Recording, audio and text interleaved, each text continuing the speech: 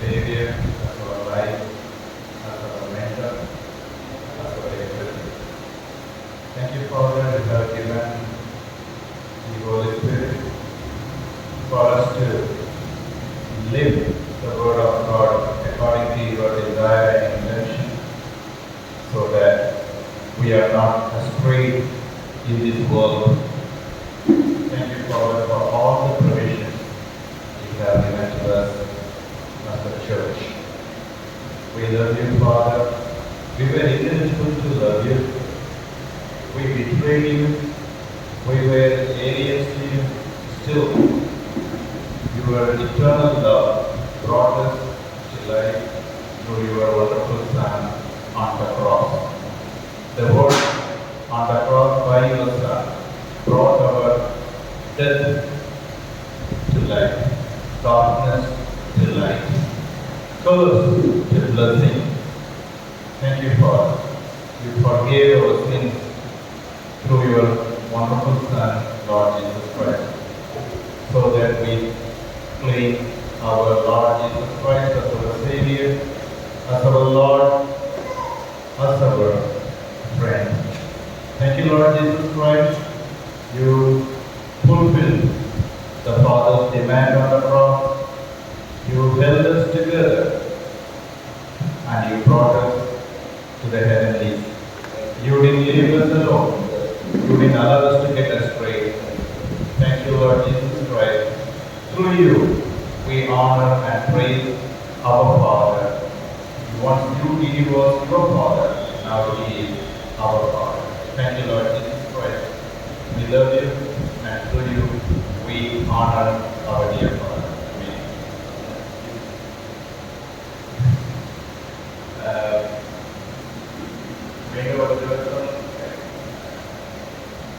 ഫിസിക്കലായിട്ട് കാണാൻ കർത്താവ് സഹായിച്ചു.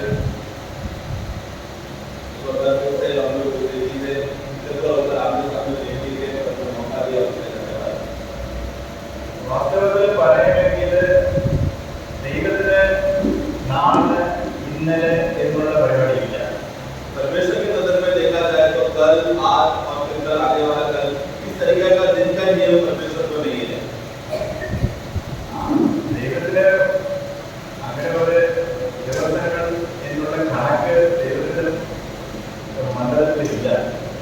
कहने का उद्देश्य यह है कि जो दिन का जो विषय है, वो दिन का जो गिनती है, उस गिनती का विषय है स्वर्गीय मंडल. परमेश्वर जिस स्तर पर जिस मंडल में रहता है, उस मंडल में वो लागू नहीं होता. നമുക്കാണ് ഇന്നലെ, ഇന്ന്, നാളെ. നമ്മൾ മാസത്തിൽ ഘട്ടത്തിലിരിക്കുന്നത് കൊണ്ടാണ് നമുക്ക് ഈ ഡേറ്റ്സും കാലങ്ങളും എല്ലാ കാര്യങ്ങളും. तो क्योंकि वो दिन का विषय, महीनों का विषय और सालों का विषय, हफ्तों का विषय, ये सब हमारे विषय में आ रहे हैं. हम जो शरीर में, दुनिया में जीते समय में कल, आज और आने वाला कल, ये हमारे विषय में संबंध में दिया गया है. അതുപോലെ ഭൂമി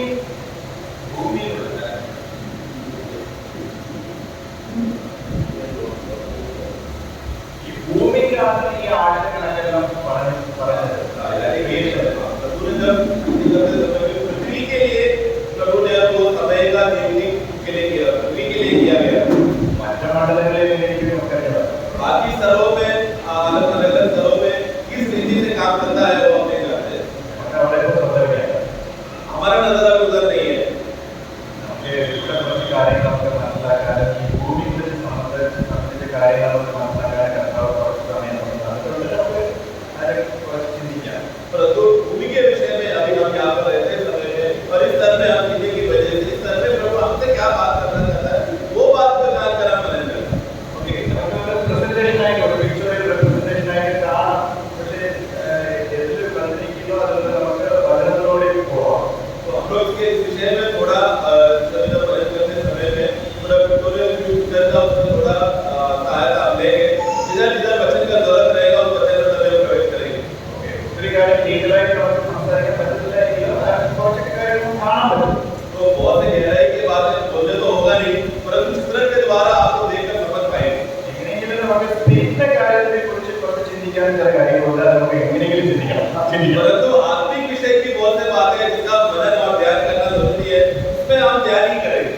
ओके, जाके वो पिक्चर इधर प्रेजेंटेशन को तभी हम जाएंगे।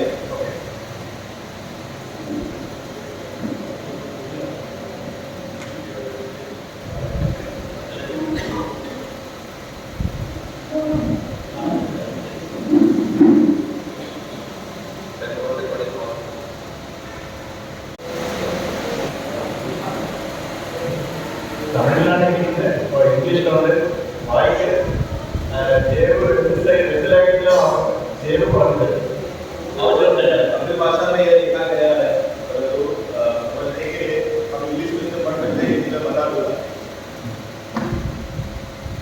നമുക്ക് സൃഷ്ടിയില് ഉൽപ്പത്തി പുസ്തകം 2ാമത്തെ അധ്യായത്തിലാണ് മനുഷ്യനെ കുറിച്ച് ക്ലിയർ ആയിട്ട് പറഞ്ഞത്. ആദ്യത്തെ അധ്യായത്തിൽ കുറച്ച് ലൈനേ ഉള്ളൂ. ദൈവം ദൈവത്തിന്റെ രൂപത്തിലും മനുഷ്യനെ ഉണ്ടാക്കിയത്. പക്ഷെ 2ാമത്തെ അധ്യായത്തിലാണ് എങ്ങനെ ദൈവം അവരെ ഉണ്ടാക്കി എന്നുള്ളത് നമുക്ക് 2ാമത്തെ അധ്യായത്തിൽ കാണാം. उत्पत्ति का पुस्तक में मनुष्य का रचना के विषय में, सृष्टि करने के विषय में पहला अध्याय में बस बताया गया है परमेश्वर ने मनुष्य को अपने रूप और छाया में बनाया है, परंतु किस रीति से बनाया है करके उत्पत्ति का पुस्तक दूसरा अध्याय में पढ़ रहे हैं। മനുഷ്യനെ പൊടി കൊണ്ടാണ് ഉണ്ടാക്കിയത് അല്ലേ? പൊടി. इससे परमेश्वर ने मनुष्य का मिट्टी का धूल लेकर मनुष्य को बनाया करके पढ़ते हैं। നമ്മുടെ വീട്ടിൽ നമ്മൾ തൂത്ത് തുടയ്ക്കുന്ന സമയത്ത് ഈ പൊടിക്ക് എന്തെങ്കിലും വില കൊടുക്കുന്നുണ്ടോ? हम लोग जब घर में झाड़ू मारते समय में क्या धूल को अपना कुछ वैल्यू देते हैं क्या? അതുപോലെയാണ് നമ്മുടെ വില. നമുക്കത് മനസ്സിലാക്കിയ കർത്താവിനെ നമുക്ക് മഹത്വപ്പെടുത്താം. तो यही है हमारा स्थान, हमारा अवस्था भी यही है। तो जिस पिछले अवस्थे में हमारा अवस्था है, उस अवस्थे में वो जो होगा अगर हम हमारा अवस्था क्या है समझेंगे तो प्रभु का बहुत धन्यवाद देंगे। ദൈവത്തിന്റെ വശത്തിൽ ഈ ഭൂമി പോലും പൊടിയാണ്. परमेश्वर के नजर में तो ये पृथ्वी भी क्या है? एक धूल है। നമുക്ക് ഒരു ചെറിയതായിട്ട് സയന്റിഫിക് ആയിട്ട് നമുക്ക് കാണുന്ന ഈ സൂര്യനും ചന്ദ്രനും നക്ഷത്രങ്ങളും നമുക്ക് കാണുമ്പോൾ ഈ സൂര്യൻ എന്ന് പറയുന്ന സൺ ഏറ്റവും ചെറിയ നക്ഷത്രമാണ്. तो हम लोग प्रभु ने भूमंडल में जो बनाया हुआ जो सूर्य है, चांद है, तारे हैं, इस विषय में भी अगर देखा जाए तो सूर्य के बारे में अगर देखा जाए तो वो भी वास्तव में एक छोटा सा तारा है। കോടാകോടി നക്ഷത്രങ്ങളുള്ള സ്ഥലത്തിൽ നമുക്ക് പറയുന്ന ഈ സൂര്യൻ എന്താ ചൂടാണ്.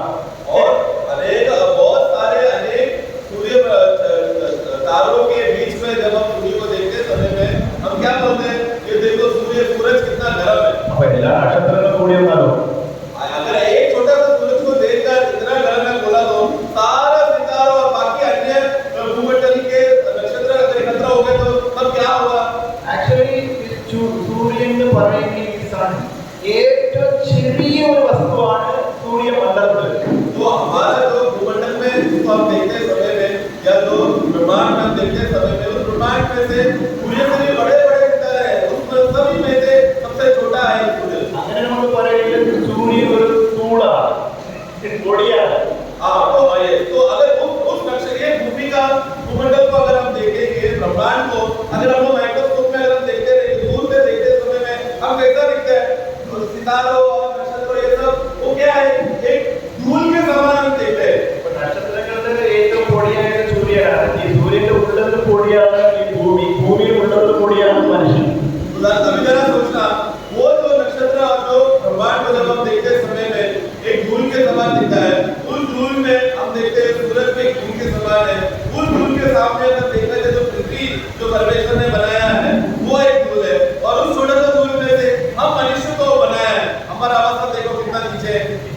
ഈ മനുഷ്യനെക്കാണ് അഹങ്കാരവും ആണവും അന്തസ്സും ഗൗരവവും അല്ലേ? और ये छोटा सा मनुष्य जो बाकी अन्य सृष्टियों में से जो सबसे छोटा है, इतना अहंकार, घमंड और इस प्रकार का स्वभाव रखते हैं। ഒരു എക്സാമ്പിൾ പറയാം. നമ്മുടെ ഇപ്പോൾ എല്ലാവരും മഹാരാഷ്ട്രയിൽ സൗരന്മാർ വന്നിരിക്കുന്നു, ബോംബെയിൽ വന്നിരിക്കുന്നു, വീട് അടച്ചിട്ട് വന്നിരിക്കും അല്ലേ? उदाहरण के लिए देखो हम सब लोग अभी अलग अलग जगहों से आए हैं, कोल्हापुर, मीरठ से और बॉम्बे से अलग अलग जगहों से हम आए। तो यहाँ आते समय में हमने क्या किया? दरवाजा को हमने ताला मार कर आया। വീടെല്ലാം പൂട്ടിയിട്ട് തുടങ്ങിയിരുന്നു. നമുക്ക് ഇങ്ങനെ ചിന്തിക്കാം, ഒരു മാസം കഴിഞ്ഞിട്ട് നമ്മുടെ വീട്ടിലേക്ക് പോകുന്ന സമയത്ത് അവിടെ ഈ പള്ളി പാറ്റ തേരിപ്പൂക്ക പറയുന്ന ഈ ചെറിയ പൂച്ചി ഇതെല്ലാം വീട്ടിൽ അവരുടെ കൂടെ സ്പൈഡറുടെ കൂടെ ചെയ്യും. എല്ലാ വീട്ടിലും അവർ പറയും എന്റെ വീടാണ് എന്റെ വീടാണ്. എല്ലാ ഈ ഇൻസെക്ട്സ് പൊടി എല്ലാം അവർ സെറ്റപ്പാക്കി വെച്ചിരിക്കുന്നത്. जरा सोचो कि अपना घर 1 महीने के लिए बंद है, 1 महीने के बाद जब ताला खोलकर अंदर प्रवेश करेंगे तो अंदर हम क्या देखते हैं, धूल रहेगा और वहां पर दीवारों पे छिपकली और मकड़ियों ने अपना जाला बना कर रखा है। तो ये सब छिपकली और मकड़ी लोगों ने, उन लोगों ने क्या किया, उन लोगों ने वो जगह को अपना अपना करके क्या बोला है, ये अभी मेरा जगह है बोलकर उन लोगों ने अपने आप को वो जगह को अपना ले लिया. ഒരു മാസം കഴിഞ്ഞ് നിങ്ങൾ പോവുക, വീട്ടിലെ തുറന്നിട്ട് പോകുന്ന സമയത്ത് എല്ലാ ഈ പൂച്ചകളും അല്ലെങ്കിൽ ഈ ഇൻസെക്ട്സ് എല്ലാം പറയുന്നു ഇവിടെ വരല്ലേ, നമുക്ക് ഇവിടെ എല്ലാം നമ്മൾ സെറ്റപ്പ് ആക്കിയിട്ടുണ്ട്, അനുഗ്രഹിക്കണേ, നമുക്കിത് വേണം, നമ്മുടെ കുട്ടികളുണ്ട്, ഒത്തിരി കുട്ടികളുണ്ട്, ഡോണ്ട് ഡിസ്റ്റർബ് ചെയ്യില്ല, നമുക്ക് എല്ലാ സഹായം ചെയ്തു തരണേ, കൃപ തരണമേ യജമാനനെ, ഇങ്ങനെ പറഞ്ഞാൽ നമ്മൾ വില കൊടുക്കും. तो अभी 1 महीने के बाद क्या किया, घर ताला खोला, अंदर प्रवेश किया तो हमने सारे पक्षियों को, चुकलियों को देखा. तो ये चुकली को देखकर ये लोग क्या, ये जीविया क्या बोल रहे हैं, ये घर में मत आना, परंतु आपके घर का मालिक है, हम जानते हैं, मतलब क्या करना, हमारा परिवार और हमारा बच्चे है, हमारा करियर है, ये सब बातें अभी आपने हमें तैयार करके रखा है, घर को एकदम सजा के रखा है, इसलिए आप हमको आशीर्वाद करना, आप हमको सब प्रकार का आशीर्वाद देना, फायदा करना, लाभ होना, ताकि हम लोग सुरक्षित यहाँ पर जी सके, सहायता करो बोलकर. अगर लोग कीड़े पकड़ों ने दरख्वास्त किया, रिक्वेस्ट किया तो हम मानेंगे क्या, असं होणार, क्योंकि हम घर के मालिक है, യജമാനായ നമ്മൾ എന്ത് ചെയ്യും? घर का मालिक जो हम है, ऐसा रिक्वेस्ट करेंगे तो क्या करेंगे, അതിന് മാനിക്കോ? हम लोग तो बात मानेंगे क्या, മാനിക്കോ? സഹോദരൻ जवाब देना. നമ്മള് ചൂലെടുത്തിട്ട് എന്ത് ചെയ്യും? हम लोग झाड़ू लेकर क्या करेंगे, തട്ടി തട്ടി തട്ടി തട്ടി പോകല്ലോ, तो हम लोग साफ करके जाएंगे. പാടിച്ച് കൊല്ല് हम लोग क्या करेंगे, सब कीड़े मकोड़ों को उनको मार डालेंगे, उनको खत्म करेंगे और उनको बाहर निकालेंगे. എന്തെങ്കിലും റിക്വസ്റ്റ് തന്നാൽ നമുക്ക് വില കൊടുക്കും അതിനെ. कोई भी अगर किसी ने बोला ऐसा चाहिए, ये चीज चाहिए, वो चीज चाहिए बोलेगा तो कभी सुनेंगे क्या हम लोग? ഈ പല്ലി വാലിനെ വെട്ടിയിട്ട് ശ്രമിക്കണേ എന്ന് പറഞ്ഞാൽ നമ്മൾ വിടുവോ? अगर कली का अगर साफ करते समय उसका अगर पूंछ अगर कटकर निकल गया तो चलो ये भी लेकर जाओ बोलेगा, हम देंगे क्या? എന്തെങ്കിലും വിട്ടു വയ്ക്കുവോ? कुछ भी हम समझौता करेंगे क्या? അപ്പൊ ഇതുപോലെ നമ്മളുടെ സ്വന്തം വീട്ടിൽ ചെയ്യുന്ന സമയത്ത് ദൈവം അവന്റെ ഭവനത്തെ കുറിച്ച് എത്രത്തോളം ചിന്തിക്കും? तो अगर ये हम अपना पृथ्वी का भूमि का घर में इस तरह का अगर हम लोग संभालते हैं, देखभाल करते हैं, तो हमारा प्रमाण का जो मालिक प्रभु यीशु मसीह है वो क्या क्या करता है? ഭൂമി അവന്റെ ഒരു നിവാസ സ്ഥലമാണ്, അത് അങ്ങനെയാണ് ചെയ്തത്. परमेश्वर ने भूमि को बनाते समय में वो उनका एक निवास स्थान के उद्देश्य में बनाया है. അപ്പൊ അതിനെ ഇത്ര നശിപ്പിച്ച് ലോകമായി മാറ്റി കഴിഞ്ഞാൽ വിടുവോ? तो ये पृथ्वी को जो परमेश्वर का भवन होने की इच्छा रखने वाला, हमने परमेश्वर को हटाकर ये पृथ्वी को हमने संसार बना दिया, संसार का माया में बंद दिया, तो प्रभु उसे छोड़ेगा क्या? He will cleanse it. वो उसे साफ करेगा. Okay, നമുക്ക് സ്ലൈഡിലേക്ക് പോവാം, അല്ലെങ്കിൽ സമയം എടുക്കും. आगे बढ़ेंगे. അപ്പം പൊടിയെ എടുത്ത് മനുഷ്യനെ ഉണ്ടാക്കിയ സമയത്ത് നമ്മൾ ഒരു ശ്വാസത്തിനെ കൊടുത്തു അല്ലേ? परमेश्वर ने जब मनुष्य को मिट्टी से बनाने के बाद प्रभु ने क्या किया, उसको एक जीवन का श्वास दूंगा. तो ഈ ദൈവം നാസിയില് ശ്വാസത്തിനെ കൊടുത്തു. हमने प्रभु क्या किया, उसके नाक में जीवन का श्वास को फूंका അവനൊരു ജീവിക്കുന്ന ഒരു ദേഹിയായി മാറി. और फिर वो मनुष्य क्या हो गया, एक जीवित प्राण बन गया. ജീവിക്കുന്ന ആത്മാവല്ല, ജീവിക്കുന്ന ദേഹിയാണ്. एक जीवित आत्मा बना करके बाइबल में लिखा है, जीवित प्राण बन गया. ഓക്കെ,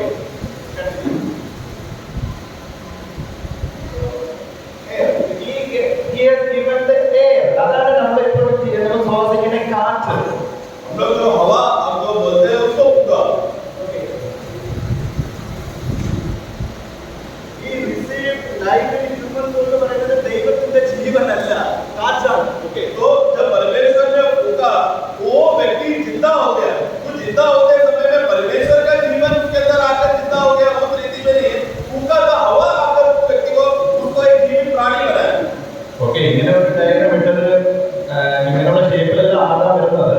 ഇത് സഭയിൽ വരുന്ന കൊച്ചു പിള്ളേര് മനസ്സിലാക്കാൻ വേണ്ടിയാണ് ഇത് ലൈഫ് ഡയഗ്രം ഇട്ടത്. ഓക്കെ, ये आधा जिंदगी का अवस्था में नहीं था, आपको जानते हैं बस. बट ये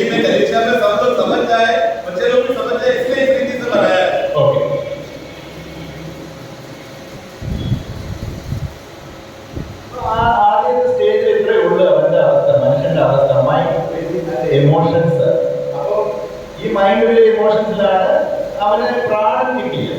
तो जब प्रभु ने जब जीवन को श्वास छूटने के बाद जब वो जीवित प्राणी बना, ये है मनुष्य का पहला पड़ाव. उस प्राण में हम देखते हैं मन है, इच्छा है और भावना है जो एक प्राण को दर्शाता है. ഇത് സിമ്പിളായിട്ട് ഈ മനസ്സിന് പറയുന്നത് ദൈവത്തിന്റെ മനസ്സിനെ ഇവിടെ നടപ്പിൽ കൊണ്ടുവരാൻ വേണ്ടിയും ദൈവത്തിന്റെ ഹിതം ചെയ്യാനും ദൈവത്തിന്റെ ഈ ഇമോഷൻസ് ഉണർച്ചിട്ട്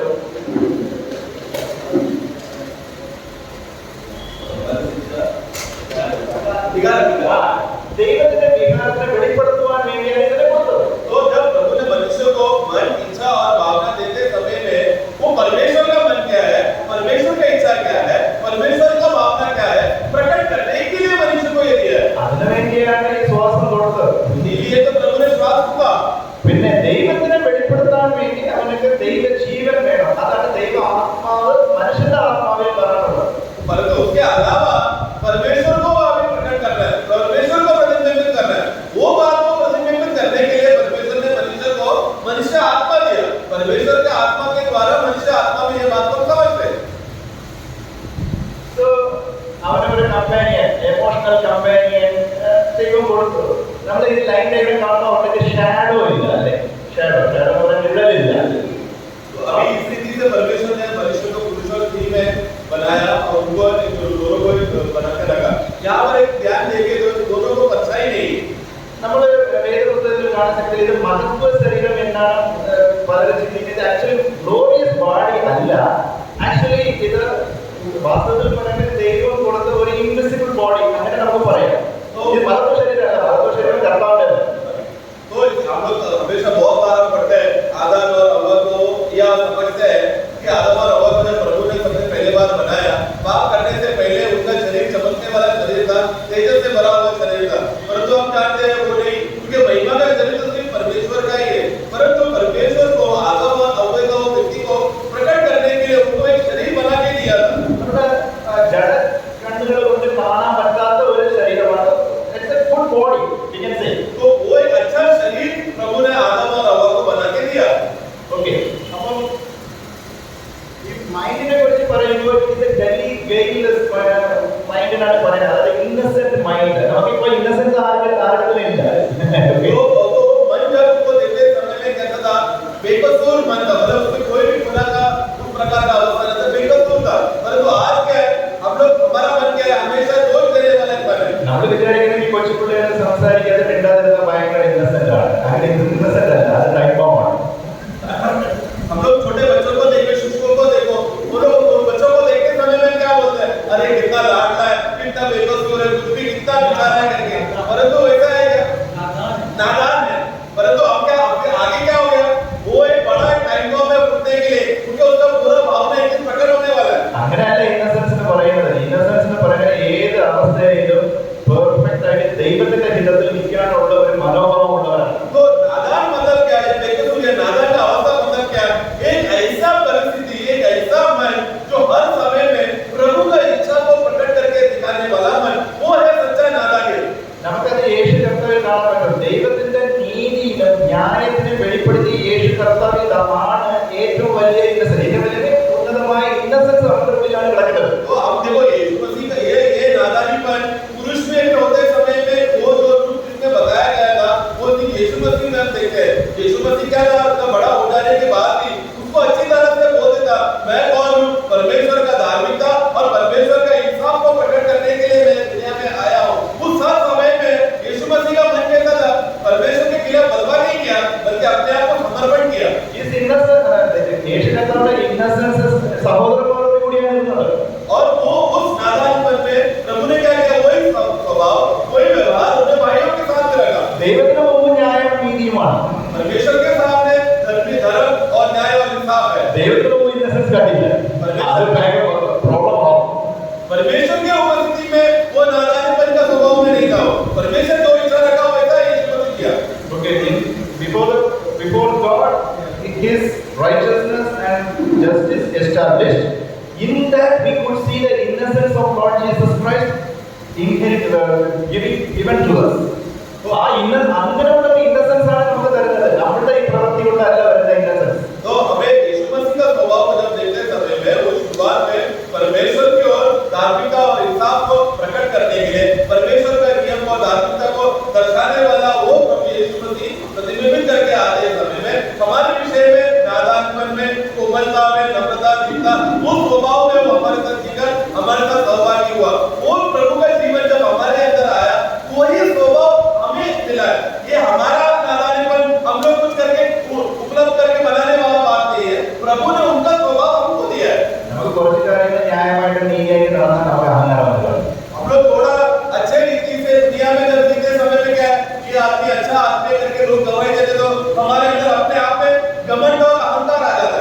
നമ്മുടെ ഇന്നസെൻസ് കറപ്ഷനിലേക്ക് പോകും. हमारा जो नादानीपन है, जो जो नम्रता है, वो क्या हो गया? वो सड़न में सड़न हो जाता है, भ्रष्ट हो जाता है. അപ്പം അങ്ങനെ ഒരു നല്ല ഒരു ദൈവത്തിന്റെ മനസ്സാണ് ദൈവം നമുക്ക് തരുന്നത്. പിന്നെ വില്ലെന്ന് പറയുന്നത് ദൈവത്തിന്റെ ഇഷ്ടത്തിന്, ദൈവത്തിന്റെ ഹിതത്തിനെ ആദാം കേട്ടിരുന്നു. He was hearing the will of God. അത് നമുക്ക് അറിയണം. അങ്ങനെ ഉള്ള ഒരു ജ്ഞാനം അല്ലെങ്കിൽ അങ്ങനെയുള്ള ഒരു ഹൃദയത്തിന്റെ ചെവി നമുക്കുണ്ടോ, അല്ലെങ്കിൽ ഒരു വിൽ നമുക്കുണ്ടോ? നമുക്ക് ദൈവത്തിന്റെ വില്ല് നമുക്ക് അറിയുന്ന ഭയങ്കര പാടാണ്. നമുക്ക് വചനം വേണം, സഹോദരന്മാർ വേണം, ഫെലോഷിപ്പ് വേണം, ദൈവത്തിന്റെ ഹിതം അറിയാൻ വേണ്ടി. അല്ലെങ്കിൽ ഒറ്റയ്ക്ക് നമുക്ക് ദൈവത്തിന്റെ ഹിതം ഞാൻ അറിയുന്നു എന്ന് പറയുന്ന ഒരു ഇല്ല. इच्छा का विषय में आते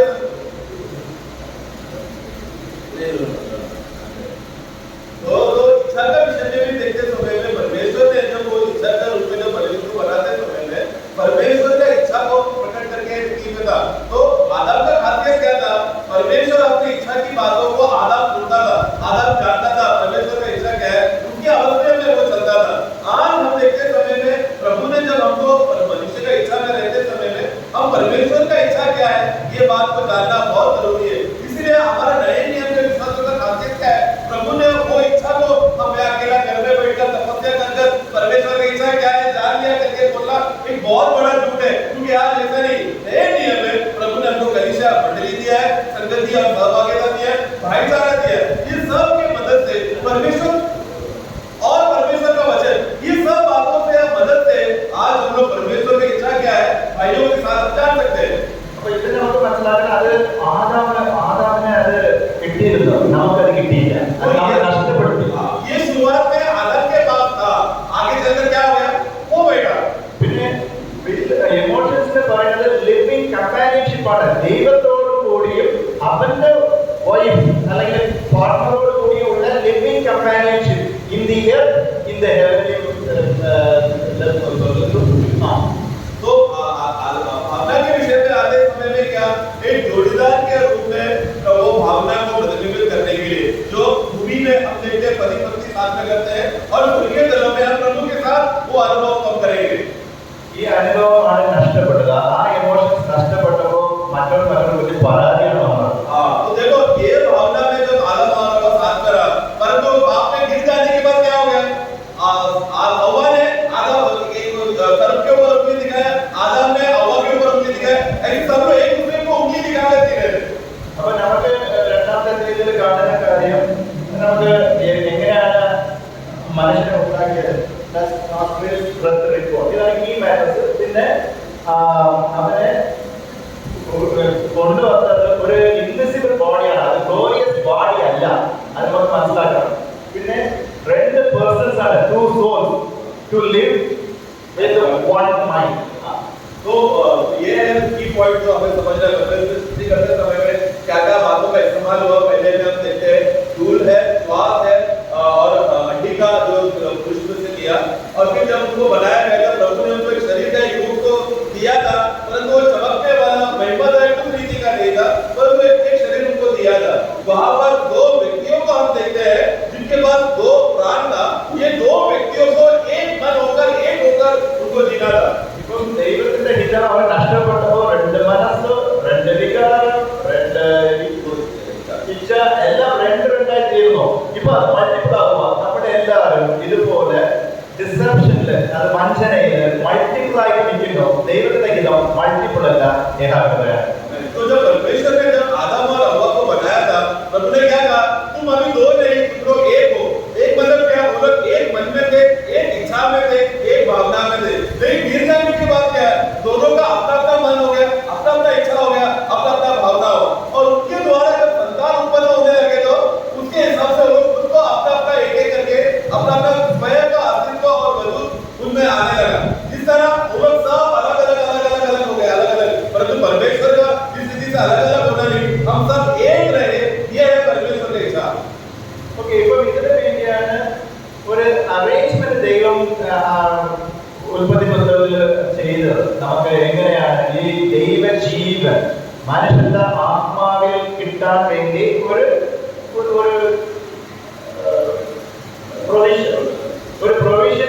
ചെയ്തതാണ് ജീവവൃക്ഷത്തിന്റെ മരവും അതിന്റെ കനിയും.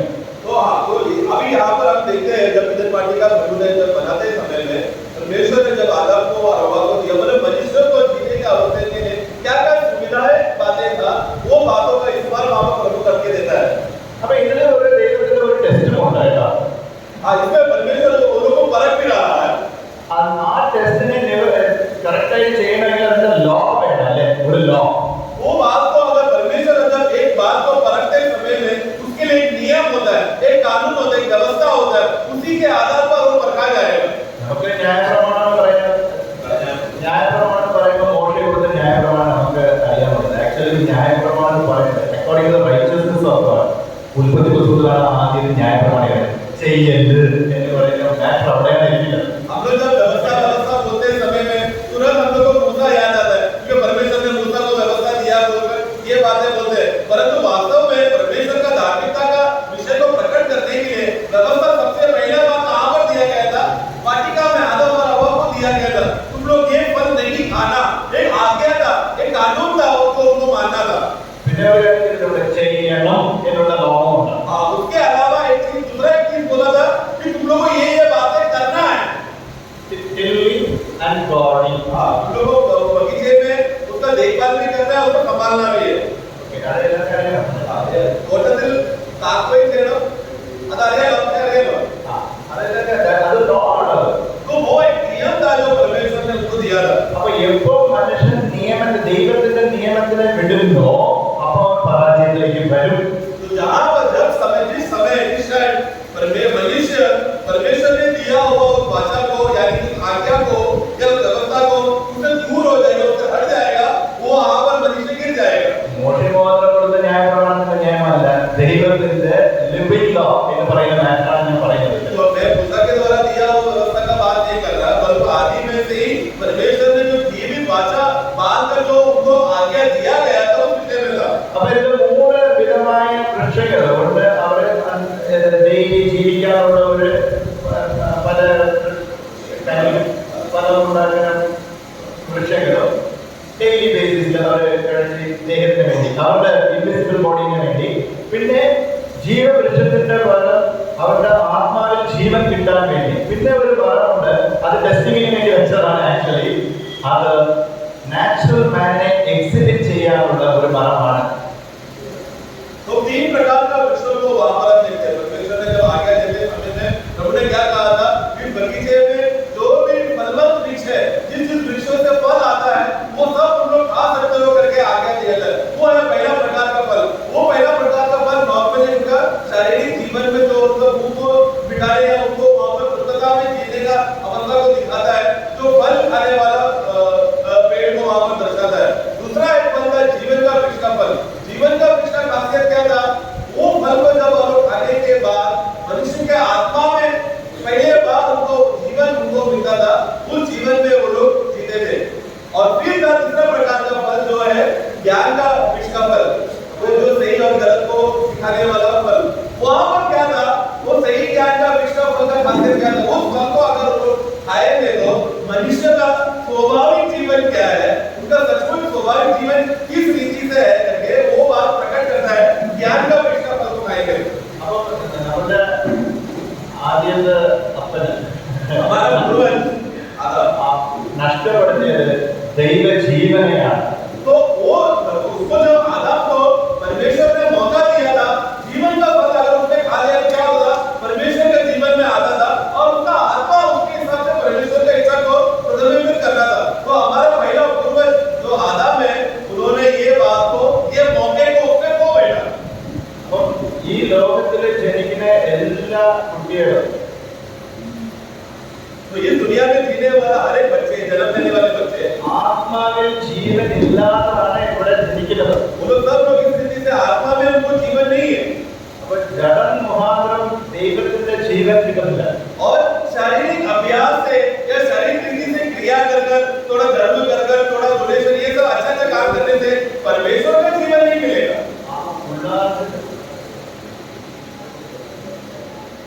हाँ, स्वयं प्रवृत्तियां करना है देव जीवन में भूमिका मतलब अपने स्वयं प्रवृत्ति से ये अपने आप के अंदर मनुष्य के अंदर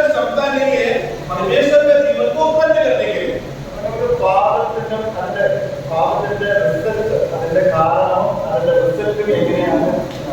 और फिर हम देखते हैं कि मनुष्य गिर जाने के बाद वो पाप कर बैठा और उसके बाद परिणाम क्या हुआ बात हम देखते हैं। അപ്പം പാപമോഹാന്തരം ദൈവജീവനെ മനുഷ്യൻ ദൈവജീവനെ അവന്റെ ആത്മാവിൽ നഷ്ടപ്പെടുത്തി അല്ലെങ്കിൽ കിട്ടിയില്ല अवसर मिलता है। तो अभी जब परमेश्वर ने मनुष्य को जब बनाते समय में उसको एक अच्छा मौका था जीवन का वृक्ष को खाकर उसका जीवन को लाने के लिए, परंतु वो अनागरिकता की वजह से क्या हो गया, मनुष्य अंदर ही अंदर मर गया। ഇതിലെ ഒരു കാര്യം നമുക്ക് മനസ്സിലാക്കണം, പാപത്തിന്റെ മുഖാന്തരം ദൈവജീവൻ ആത്മാവിൽ കിട്ടിയില്ല, ദൈവജീവിതം ദേഹിയിൽ വന്നില്ല, പറ്റത്തില്ല. പിന്നെ ജഡത്തില് മരണം സംഭവിക്കുന്നത് എല്ലാത്തിനും മരണമാണ്, സെപ്പറേഷനാണ്. In spirit, in soul, in body also. നമ്മുടെ ജഡത്തിന്റെ മരണമാണ് ഏറ്റവും ലാസ്റ്റ് നടക്കുന്നത്.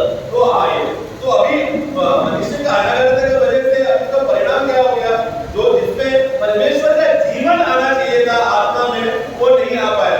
परमेश्वर का जीवन जिंदगी जीने के लिए जो जीवन चाहिए था, जो हमारा प्राण के लिए जरूरत है, वो नहीं आ पाया। और शरीर में क्या हो गया, वो सड़ने लगा, पुराना होने लगा। धीरे धीरे वो भी मृतक अवस्था में जाकर आखिरी में जाकर मर जाए, उस अवस्था में हो गए। इसका मतलब तीनों आत्मा, प्राण और शरीर तीनों भागों में मृत्यु आ गया। Innocent mind self mind I गए। तो जो उस समय में नादान मन था, जो बेचारा मन था, वो क्या हो गया, स्वयं ज्ञान में पूर्ण हो गया। ദൈവത്തിന്റെ ഹിതം നടപ്പിൽ കൊണ്ടുവരാനുള്ള വിൽ സെൽഫ് വില്ലായിരുന്നു. मतलब वो उसका इच्छा जो एक समय में सिर्फ परमेश्वर की इच्छा के लिए जीना चाहिए था, अभी खुद के लिए इच्छा करने शुरू किया। പിന്നെ इमोशंस सेल्फ इमोशंस ആയിരുന്നു. भावना जो सिर्फ परमेश्वर के लिए उपयोग करना चाहिए था, वो फिर क्या हो गया, अपना खुद के लिए इस्तेमाल करने लगा। ഇപ്പൊ നമുക്ക് എന്തെങ്കിലും പ്രശ്നമെന്ന് നമ്മൾ പറയുന്നത് ആദ്യത്തെ വാക്ക് ഡോണ്ട് ഡിസ്റ്റർബ് മീ. अभी हमें എന്നെ വിട്ടേക്ക്, കുറച്ച് സമയം താ, എനിക്ക് സമയം പിടിക്കും, എന്നെ ഇപ്പോൾ സംസാരിക്കരുത്, കുറച്ച് സമയം. എന്താണ് നമ്മൾ സംസാരിക്കുന്നത്? अभी हमारे कोई अगर हम लोग तकलीफ में है, रूम में रहेगा, कोई आपसे बात करने है, हम लोग तुरंत क्या बोलते हैं, नहीं नहीं अभी नहीं, मुझे थोड़ा समय दो, मैं थोड़ा टेंशन में हूँ, बाद में मुझसे बात करें, डिस्टर्ब मत करो बोलकर हम अपने आप को दूर करने देखते हैं। ഇതിന്റെ തന്ത്രമായിട്ട് ചാത്താൻ ചെയ്യാൻ കഴിയാണ് ഡിസെപ്ഷൻ എന്ന് പറയുന്ന ഒരു വഞ്ചന. तो ये था तंत्रपूर्वक शैतान ने जो एक धोखा लाने का अवस्था मनुष्य के जीवन में जो लाया। പിന്നെ രണ്ടാമത്തത് ഫെലോസിസ് പറയുന്നത് അവര് ചേർന്നില്ല, दूरे दूरे। और फिर उसके बाद दूसरा पॉइंट हम देखते हैं कि आदम और हवा को जो बनाया एक होकर साथ में रहने के लिए था, परंतु आगे चलकर मनुष्य जात को क्या हो गया, अभी अलग अलग रहना है, अकेला रहना है, ऐसा स्वभाव में आ गए। പിന്നെ അവർ അവയോട് സംസാരിക്കുന്ന ഒരു അന്യ ശബ്ദത്തിന് കേട്ട് അതാണ് പ്രശ്നം. हवा का सबसे बड़ा गिरावट का कारण क्या है, वो हमेशा एक ही आवाज को सुनता था, परंतु उस समय में एक अन्य जिनका आवाज सुनकर उसका बात को मानकर जिया तो धोखे में गिर गई। നമ്മൾ ആരുടെ സംസാരത്തെ കേട്ടുകൊണ്ടിരിക്കുന്നത്? ദൈവത്തിന്റെ സംസാരമാണോ അല്ലെങ്കിൽ സഹോദരന്റെ സംസാരമാണോ? ഫെലോഷിപ്പിലുള്ള ശബ്ദം കേൾക്കുന്നോ അല്ലെങ്കിൽ ലോകത്തിലുള്ളവർ അനുഭവത്തിലുള്ളവർ ഏത് കാര്യങ്ങളാണ് നമ്മൾ കേൾക്കുന്നത്? हम लोग विश्वासी हो जाने के बाद परमेश्वर का आवाज जिसके साथ हमें संगति के द्वारा भाइयों के साथ वचन में उसका आवाज तो सुनते हैं, या आलोक का, संसार का, या अन्य चीजों का, अन्य बातों का जो हमें प्रभु से दूर ले जा सकता है, उन बातों का आवाज सुनते हैं। പിന്നെ ഡിസോബീഡിയൻസ്, അതായത് ഏറ്റവും ഡിസപ്ഷനിൽ കൊണ്ടുവന്ന മനുഷ്യനെ ദൈവത്തിന് കീഴടങ്ങാൻ വിട്ടില്ല, മനുഷ്യനെ ദൈവത്തിന്റെ അടുക്കൽ ചാത്താൻ വിട്ടില്ല. और फिर का इसका स्वभाव आप देखते हैं कि अनागरिक था। शैतान ने जो सबसे बड़ा धोखा मनुष्य जीवन में वो ये लाया कि वो उसका बात ना माने, और ताकि परमेश्वर को, शैतान यही चाहता था कि वो कभी भी परमेश्वर का बात ना मानकर दूर हो जाए। Couldn't even able to obey our parents. How could we obey God? हमारा मनुष्य अवस्था क्या है, हमारा खुद का माता पिता का बातों को हम मानते नहीं है, तो फिर परमेश्वर का बात क्या मानेंगे? The problem is ഇതുകൊണ്ട് അവനൊരു ഷാഡോ, ഫ്ലഷ്, ജഡശരീരം വരുന്ന സമയത്ത് ഒരു ഷാഡോ, वहां पर क्या हो गया, मनुष्य शरीर में आ गया, शारीरिक स्वभाव का प्रकृति वाला मनुष्य बन गया, जिसके वजह से उसको अभी परछाई है। അപ്പോൾ ഒരു പെർഫെക്റ്റ് ബോഡിനെ അവർ നഷ്ടപ്പെടുത്തി വഞ്ചിക്കപ്പെട്ട ഒരു ജഡശരീരം പുറത്തു വന്നു. तो उसको पहले एक सिद्ध शरीर था जो परमेश्वर को दिया था, परंतु वो पाप में गिर बैठने की वजह से पाप में वो मर गया। एक शारीरिक प्रकृति से भरा हुआ शरीर में आकर परमेश्वर की इच्छा से वो गिर गया। ഇപ്പോ നമുക്ക് ദൈവത്തിന്റെ മണ്ഡലം എന്ന് പറയാം. മണ്ഡലം എന്ന് പറയുന്നത് glorious heaven. അത് എത്ര ഉണ്ട് എന്ന് നമുക്കിപ്പോൾ അതിനെക്കുറിച്ച് നമുക്ക് റിസർച്ച് ചെയ്യണം. It is the glorious heaven. അപ്പോൾ परमेश्वर का स्तर को आप जानते हैं, सबसे ऊंचाइयों में है, स्वर्गीय स्थानों में उच्च स्थान में है। അപ്പോൾ അവിടെ ഈ ദൂതന്മാർ ആർക്കേഞ്ചൽസ് ഉണ്ട്. അത് ദൈവത്തിന്റെ സിംഹാസനത്തിനെ സേവിക്കുന്നവരാണ്. ആക്ച്വലി അവർ അതിന്റെ ഡ്യൂട്ടി ചെയ്തുകൊണ്ടിരുന്നവരാണ്. और फिर हम देखते हैं कि परमेश्वर के सिंहासन के करीब बहुत सारे स्वर्गदूत हैं और प्रधान दूत भी है जो हमेशा उस सिंहासन में सामने आकर परमेश्वर का सेवा करते हैं। ഇത് ഇവരുടെ മിഹാദിനെ എങ്ങനെ ഉണ്ടാക്കി, ഗാബ്രിയേലിനെ എങ്ങനെ ഉണ്ടാക്കി, ആർക്കേഞ്ചലെ എങ്ങനെ ഉണ്ടാക്കി എന്ന് ബൈബിൾ പറഞ്ഞിട്ടില്ല. तो मिखाइल का निर्माण कैसे हुआ, गब्रिएल का निर्माण कैसे हुआ, बाकी स्वर्गदूतों को आत्मिक जीवन को किस तरह से उनको निर्माण किया करके बाइबल में नहीं है। പക്ഷേ അവരുടെ പ്രവൃത്തി എങ്ങനെ ഉണ്ടായിരിക്കണം എന്ന് പറഞ്ഞിട്ടുണ്ട്. परंतु वो लोग काम किस रीति से करना चाहिए वो बात बोला है। എന്തുകൊണ്ട് ഞാൻ പറയുന്നതെന്ന് വെച്ചാൽ നമ്മൾ വിചാരിക്കുന്നത് നമുക്ക് എല്ലാം അറിയാം. അല്ല, നമ്മൾ പൊടിയാണ്. तो हमें ये क्यों बताना चाहता हूं, हमें ऐसा एक गलतफहमी है कि हम सब जानते हैं, सब कुछ मुझे मालूम है करके, परंतु वो एक गलतफहमी है क्योंकि हम लोग केवल एक मिट्टी है। There are millions of angels in the heavenly. നമുക്ക് എബ്രായ പുസ്തകത്തിൽ വായിക്കുന്ന സമയത്ത് കോടാനോട് ദൂതന്മാരുണ്ട്. എന്താണ് നമ്മൾ വായിക്കുന്നത്? हम लोग वहां पर अनगिनत स्वर्गदूत है करके, करोड़ों करोड़ों स्वर्गदूत है करके वचन में बहुत जगह पर लिखा है। അപ്പോൾ അവരുടെ purpose serving the throne, serving for the throne. तो उनका काम क्या है? सिंहासन की ओर सेवा करना और सिंहासन के लिए सेवा करना। ഈ serving the throne എന്ന് പറയുന്നിടത്താണ് ലൂസിയൻ വരുന്നത്. ലൂസിയന് ദൈവത്തിന്റെ സിംഹാസനത്തിലെ സേവ ചെയ്യുന്നവരാണ് ലൂസിയൻ എന്ന് പറയുന്നത്. ദൈവമാണ്.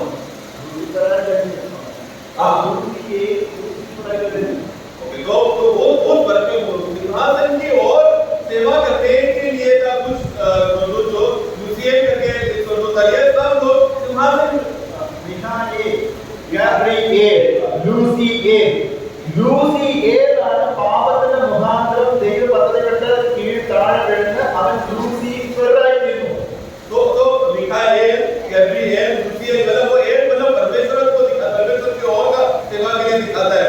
पर ये लूसियन जब परमेश्वर के खिलाफ उसने बगावत करके गलबा करके आया तब वो लूसीफर बन गया। അതായത് ദൈവ സംബന്ധം അല്ലാത്തവനായി തീർന്നു, ദൈവത്തിന്റെ സിംഹാസനം വിട്ടൊഴിഞ്ഞവനായി തീർന്നു. അതുകൊണ്ടാണ് അവന്റെ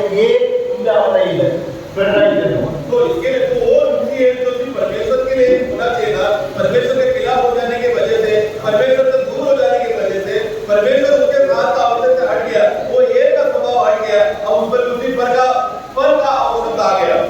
अब आदम हवेയുടെ പാപത്തിന്റെ മുഖാന്തരം ഈ മനുഷ്യജാതി മുഴുവനും ഈ ലൂസിഫറിന്റെ കീഴിൽ താഴെ വന്നു. तो अभी क्या हो गया, मनुष्य के गिर जाने की वजह से सारा मनुष्य स्वभाव अभी क्या हो गया, लूसीफर के नीचे आ गया। അപ്പം ഈ മനുഷ്യന്മാർ എന്തൊക്കെ ചെയ്താലും അവര് സാത്താന്റെ താഴെയാണ്. एक बात समझना, मनुष्य अपने आप में स्वयं में कितना भी कार्य करने का कोशिश करे, वो लोग कहां पर है? उसी लूसीफर के नीचे ही है, ऊपर नहीं जा सकते हो। അത് സയൻസ് ആയിക്കോട്ടെ, ഫിലോസഫി ആയിക്കോട്ടെ, സ്പിരിച്വൽ മാറ്റേഴ്സ് ആയിക്കോട്ടെ, ഏത് കാര്യമായാലും റിലിജിയൻസ് ആയാലും എല്ലാം लूसीफर ताड़े। तो इसलिए मनुष्य अपने आप में जो भी कार्य दुनिया में जो आविष्कार करते हैं, लोग में साइंस है, गणित है, ये सब बातें जो दुनिया में लोग कर रहे हैं, ये सब यहाँ तक कि धर्म का सामना करना, कुछ धर्म से अच्छा काम करना, ये सही करना, वो सही करना, ये सब जो भी मनुष्य अपने आप में करने देखते हैं, वो कभी भी किसी के नीचे, शैतान के नीचे ही है। साताना मोड़ी उल्लंघन सभा मात्र। प्रभु ने शैतान के ऊपर का अधिकार को तोड़कर उसके ऊपर चला गया। एक ही जो झुंड है वो है कलीसिया मंडली। मनुष्य ने पढ़े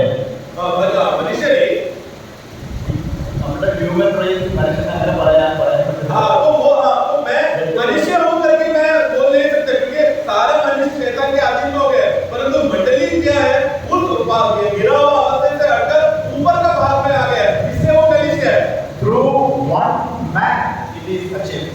और वो एक मनुष्य के द्वारा हुआ है. ഒരു മനുഷ്യൻ മുഖാന്തരം ഉയർത്തപ്പെട്ട ഒരു മനുഷ്യൻ മുഖാന്തരമാണ് നമ്മൾ സാധാരണ മോളിൽ വരുന്നത്. बोलो एक मनुष्य खुदाने द्वारा प्रभु यीशु मसीह एक मनुष्य के द्वारा है अब वो ऊंचा स्थान में पहुंचा है. ഇൻഡിവിജ്വൽ ആയിട്ടല്ല, കൂട്ടായി. तो वो व्यक्तिगत रीति से अकेला अकेला नहीं बल्कि साथ होकर ഒത്തിരി കൂട്ടായ്മകളായിട്ടല്ല, ഒറ്റ കൂട്ടായ്മയുള്ളൂ. अलग अलग मंडली लोग साथ में चले, अलग अलग मंडली लोग चले गए ऐसा नहीं है. एक ही कलीसिया है, एक ही मंडली को लिया है. അപ്പൊ എങ്ങനെയാണ് ഈ ലൂസിഫർ മനുഷ്യനെ വഞ്ചിക്കുന്നു എന്നുള്ള കാര്യത്തിൽ किस रीति से शैतान जो लूसीफर है मनुष्य को कैसा धोखा देता है करके हम देखते हैं. ഈ വചനങ്ങളെല്ലാം നമുക്ക് അറിയാനുള്ള വചനങ്ങളാണ്. എന്ന് പറയുന്നത് നോട്ട് ചെയ്തോ ആവശ്യമുണ്ടെങ്കിൽ, അല്ലെങ്കിൽ ജസ്റ്റ് ശ്രദ്ധിച്ചാൽ മതി. आपको वचन मेरे साथ दिया नहीं है लेकिन उसका वचन आप लोगों को मालूम है. ഇപ്പൊ ഇതില് സാത്താന്റെ തന്ത്രം അല്ലെങ്കിൽ ലൂസിഫറിന്റെ തന്ത്രം എന്ന് പറയുന്നത് മനുഷ്യനെ വഞ്ചിക്കുന്ന മാറ്ററാണ് ഏറ്റവും പ്രധാനപ്പെട്ട ഡിസപ്ഷൻ. तो शैतान का जो सबसे मुख्य काम, जो बड़ा काम जो मनुष्य के ऊपर कार्य करता है वो है मनुष्य को धोखा देना. അതായത്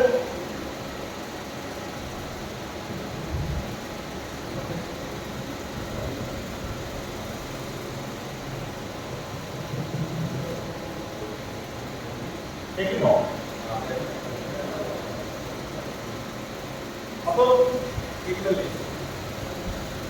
സാധാരണ തന്ത്രം എന്ന് പറയുന്ന ഡിസപ്ഷൻ എന്ന് പറയുന്നത് ഈ സത്യത്തിനെ മറച്ചു വെക്കുന്നതാണ്.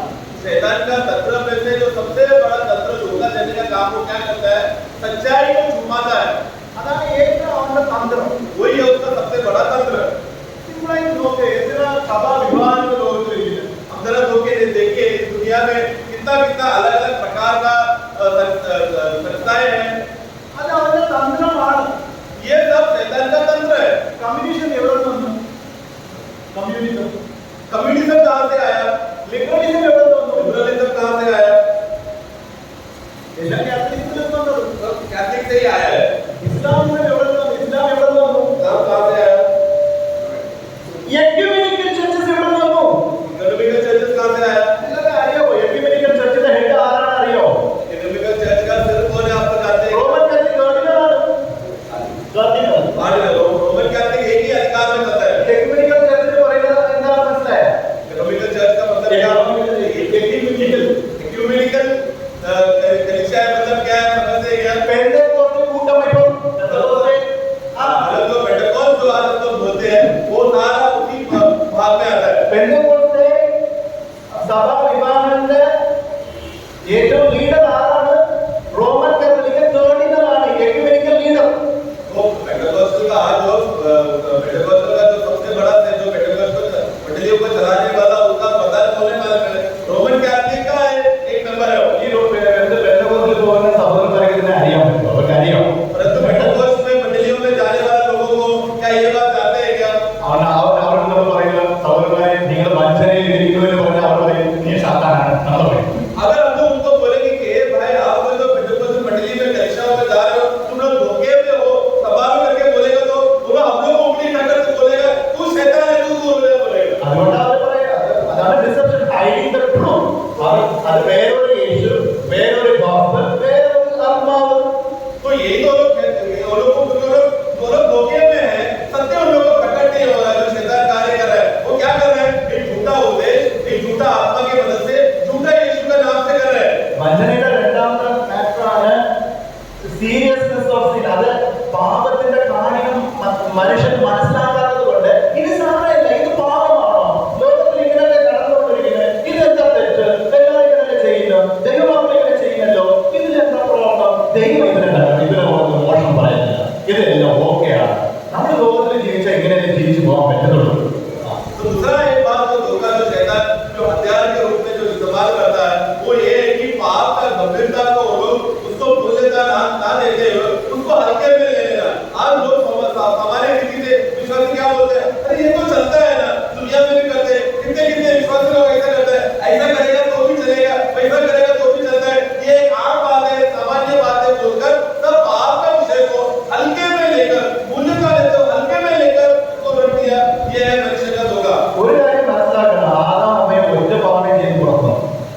मत समझना, आदम और हव्वा ने एक ही पाप किया और उनको बगीचे से बाहर निकाला। നമ്മളെല്ലാം ഒറ്റ പാപത്തിലാണ് രക്ഷപ്പെട്ടിരിക്കുന്നത്.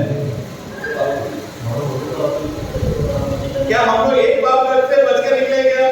നമ്മൾ ഒരു പാപമേ ഉള്ളൂ. हमारे जीवन में एक ही पाप है क्या? ऐसा है क्या? നമ്മുടെ പല പാപങ്ങളുണ്ടല്ലോ. हमारे जीवन में बहुत से पाप है। അവന് ഒരു പാപം ചെയ്തതിന് ഏതെങ്കിലും ഒരെണ്ണത്തിനെ നഷ്ടപ്പെടുത്തിയത്. उसने तो एक ही पाप किया था जिसकी वजह से उसको वाटिका से बाहर निकाला। നമ്മുടെ ഉള്ളിൽ ഒരു പാപമാണോ രണ്ട് പാപമാണോ 10 ആണോ 1000 ആണോ അനേകമായോ? हमारे जीवन में कितना है? 1 1 या 2 1 या 10 1 या 100 है, 1000 1 या उससे ज्यादा है? ആണോ? कितना है? നമ്മുടെ ഹൃദയത്തെ കുറിച്ച് വചനം പറയുമ്പോൾ ഇത് ചിന്തിക്കുന്നത് എല്ലാം പാപമാണ്. वचन कहता है कि मनुष्य का हृदय जो है वो हमेशा पाप के बारे में ही सोचता है। അത് ചിന്തിക്കുന്ന സ്റ്റാർട്ടിംഗ് പോയിന്റ് പോലും പാപം തന്നെ എന്ന് വചനം പറയുമ്പോൾ ആറാം അധ്യായത്തിൽ छठवां अध्याय में मनुष्य आरंभ से मतलब मनुष्य जब विचार करने के लिए आरंभ करता है वो आरंभ ही पाप से करता है। പിന്നെ എങ്ങനെയാണ് നമ്മൾ ഒരു ഒറ്റപാപത്തെ അപ്പോൾ പാപത്തിന്റെ കാഠിന്യത്തെ കുറിച്ച് നമുക്ക് അറിയാതെ പോയാൽ നമ്മൾ ദൈവത്തിന്റെ അടുത്ത് പറഞ്ഞിട്ടില്ല. സെപ്പറേഷൻ ആണ്, അതാണ് രക്തം. तो पाप का मूल्यता क्या है अगर समझ में नहीं आया तो जिस रीति से उसको समझना चाहिए वो रीति अगर ना लेगा तो मनुष्य धोखे में गिरते हैं, जिसके वजह से परिणाम क्या है? मृत्यु आ जाता है, परमेश्वर से दूर हो जाता है। സിമ്പിൾ എക്സാമ്പിൾ പറയാൻ നമ്മൾ സഹോദരൻ നീ എന്താ കൂട്ടായി കാണുന്നത്? അയ്യോ വീട്ടിൽ തിരക്ക് കൂടി പോയി, വീട്ടിൽ തിരക്ക് കൂടി പോയി. अब एक साधारण उदाहरण अगर ले लेंगे तो भाई आज आप मीटिंग में क्यों नहीं आए, संगति में क्यों नहीं? नहीं ना घर में ना थोड़ा काम ज्यादा आ गया इसके लिए आज मुझे मीटिंग में नहीं आने हुआ। അയ്യോ പിള്ളേർക്ക് പനിയായിട്ട് കിടക്കുക. भाई थोड़ा संगति करना चाहिए, हम लोग हमेशा इकट्ठा होना चाहिए। उसका जवाब क्या देते? नहीं ना मेरे बच्चे लोग घर में बीमार है, नहीं आ सकते हैं। സഹോദരൻ കുറച്ച് ദിവസം നമ്മളെ കണ്ടില്ലല്ലോ. അത് നമ്മൾ പുറത്ത് പോയിരുന്നു, നമ്മുടെ വീട്ടിൽ ഒത്തിരി ബന്ധുക്കളുണ്ടായിരുന്നു, അതുകൊണ്ട് फिर एक तीसरा व्यक्ति को पूछा भाई काफी समय से हमने आपको संगति में देखा नहीं, भाई क्या बोलते हैं घर में बहुत मेहमान आया, हम बहुत बिजी थे, बाहर जाना पड़ा, अब परंतु अभी जल्दी पक्का अगला हफ्ता आएंगे बोलकर आश्वासन देते हैं। എന്റെ മക്കൾ അമേരിക്കയിൽ വളരെ വലിയ ജോലി ചെയ്യുന്നു, വളരെ തിരക്ക് കൂടുതലാണ്, അതുകൊണ്ട് മീറ്റിംഗ് വരാം. मेरे बच्चे लोग अमेरिका में काम में बहुत व्यस्त हैं, वो लोग बहुत बिजी रहते हैं, बड़े-बड़े काम है, इसके लिए मुझे मीटिंग में आने नहीं हुआ। ചിന്തയുടെ തലവേദനയാണ്. अब मेरे को सर दर्द था इसलिए मैं मीटिंग में नहीं आया। നമ്മുടെ എത്ര എക്സ്ക്യൂസസ് ദൈവത്തിന് മുന്നിൽ വയ്ക്കാൻ പറ്റും? या फिर अभी कितना बहाने हम लोग प्रभु के सामने डाल रहे हैं। നമ്മൾ ഈ എക്സ്ക്യൂസസ് ദൈവത്തിന് വയ്ക്കുന്നതിന് വില കൊടുത്തു പോയത്.